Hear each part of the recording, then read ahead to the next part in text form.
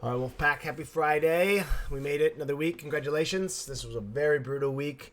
We did some pretty nasty workouts, so shout out to you guys for conquering all of the monstrous workouts we did. I hope you guys enjoyed it. So we'll finish off this week with beautiful little 5-minute EMOM, the same one that we did with the squat snatches, and you guys all realized how much more fatiguing the squat snatches were than the power snatches.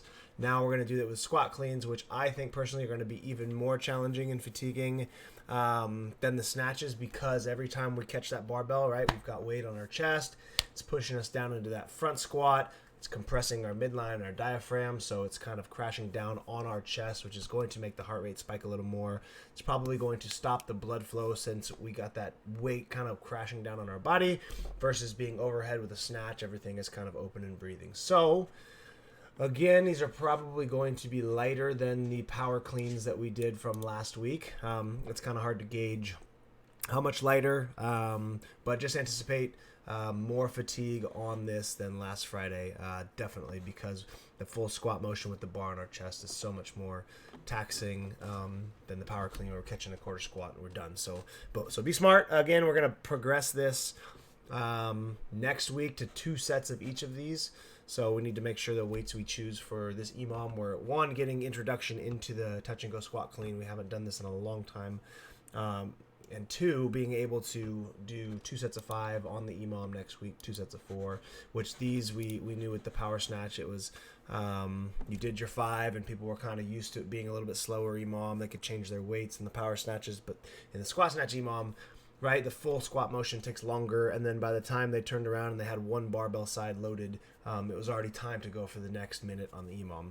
So just remember that these are going to take a little bit longer, are going to be a little more fatiguing, but as soon as we finish the 5, we got to get right to the side of the bar and slap on the weights that we're going to add for 4s, and then these sets are a little bit slower. So build your way up. 5, 4, 3, 2, 1. Same thing with the overhead squats. Just make sure we're not reverse curling the bar, we're not looping it out in front, because if we are trying to go down into the squat motion and still maintain a good front squat posture, we have to make sure that that barbell is moving vertically up and also vertically down, so we keep the good bar path, and we can focus on getting the barbell to the shoulders and still doing these touch and go reps with perfect squat form. Okay, so don't use weights or don't go too fast. Don't do anything that compromises your squat form, because we're working on building that as well during these squat cleans, as well as the endurance portion. Okay.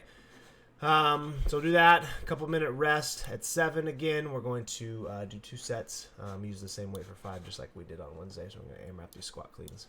Okay, touch and go them, or just do singles, work on catching, standing up, dropping, kind of stopping the barbell and then getting back into it. 8 to 10 reps I think is pretty appropriate here. Okay.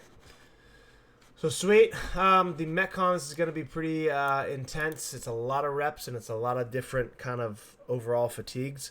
The goal is to make sure that we're getting through at least 1 round, and then potentially getting back into the next set of toes to bar, getting some extra toes to bar work, and then maybe getting some more overhead squat work. So 20 toes to bar, overhead squat, 20 toes to bar, shoulder to overhead. We need to choose an appropriate weight that is really not challenging at all from a weight perspective. Okay, it should be something that we can pick up and rip off a very big set, or something that's very comfortable and not have to give a ton of effort on the weight portion, just breathing mechanics, moving efficiently, and getting through these reps pretty speedily. So if anything, err on the light side, since it is a pretty big number here on both of these, but they should be something, like I said, you should not be failing or being even remotely close to having to break these reps up because the weight is heavy for you, right? So air light, we should be able to move fast, rest, pick it back up, and the only reason we're stopping is just from overall fatigue, or your heart rate gets a little bit too elevated. Okay, put the toes to bar, right? Split these up as needed. They're a little smaller sets, so we can kind of push ourselves through them a little bit bigger than if it was 40.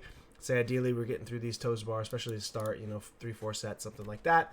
The overhead squat weight, again, should be super light. I'd say minimum of 10s to start. I don't think we should really go to less than 10s at any point in these overhead squats. So make sure we air light. 20 toes to bar, and the same thing on the shoulder to overhead. Your legs should be a little bit more fresh. Obviously, it's the legs here. Get a little bit of break from the toes to bar.